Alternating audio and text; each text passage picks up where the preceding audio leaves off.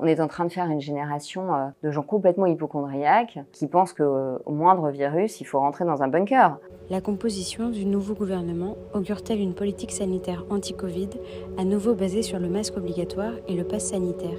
Les gens qui ont été choisis dans ce gouvernement n'ont nullement l'intention de relâcher en fait la pression qui pèse sur la population. Ils ont un agenda, ils ont une feuille de route qui correspond aussi aux directives de la Commission européenne qui a exhorté les ministres de la Santé il y a quelques semaines à bien inciter toute la population à recevoir au cours de l'hiver une 4e dose. Ce qui va se passer l'année prochaine, c'est que la population elle va être prise dans l'anxiété de l'hyperinflation, de la crise énergétique, de la guerre. Toutes ces menaces risquent de tétaniser les gens parce que quand il y a trop de peur, on est sidéré. Donc peut-être qu'ils vont se résigner à supporter des mesures. Depuis 2 ans, vous recevez des patients qui vous parlent du Covid.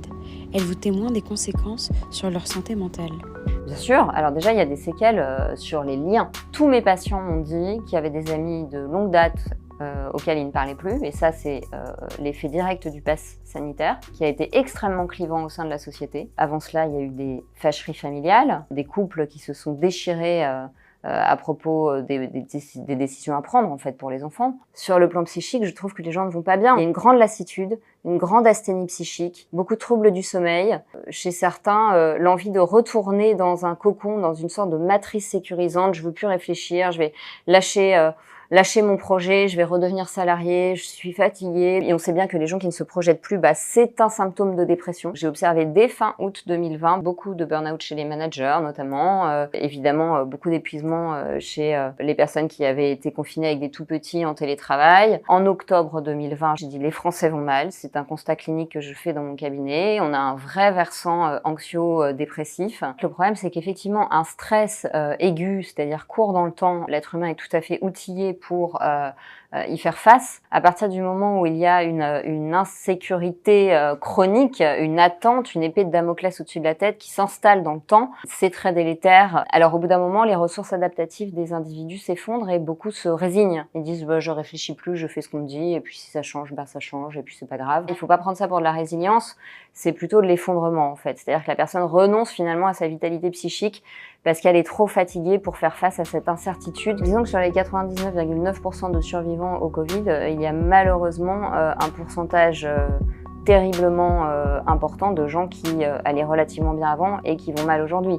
Je pense que l'immense erreur qui a été faite a été de redéfinir la santé en disant la santé se réduit à un chiffre de circulation virale. Or la santé, même si on prend la définition de l'OMS, c'est un tout physique, psychique, social. Les gens ont pris du poids, se sont mis à fumer plus, à boire plus, etc. Donc on a flingué la santé pour éviter un virus. Une étude de l'IFOP a révélé que 62% des 18-24 ans ont eu des pensées suicidaires cette année. Est-ce une génération traumatisée ? Les chiffres sont très très clairs par rapport à avant la crise. Chez les moins de 15 ans, on a 299% d'augmentation des tentatives de suicide et des idées suicidaires. Donc ce chiffre est évidemment très préoccupant. On le voit dans des questions qu'on leur pose, c'est-à-dire ils n'ont pas envie d'avoir d'enfants, ils font beaucoup moins l'amour qu'il y a 2 générations au même âge. C'est bien que l'absence de libido peut être un symptôme dépressif. Ils n'ont pas envie d'aller au bout de leurs études. Donc il y a vraiment une sorte de déliquescence. Ils régressent en fait sur des choses qui sont très addictives, c'est-à-dire les écrans. Il y a beaucoup de passages à l'acte violents. On les a privés en fait de tout ce dont ils avaient besoin pour devenir des adultes équilibrés. C'est-à-dire que leurs besoins devenaient une faute. Sortir, aller en cours, poser des questions aux profs, faire du sport.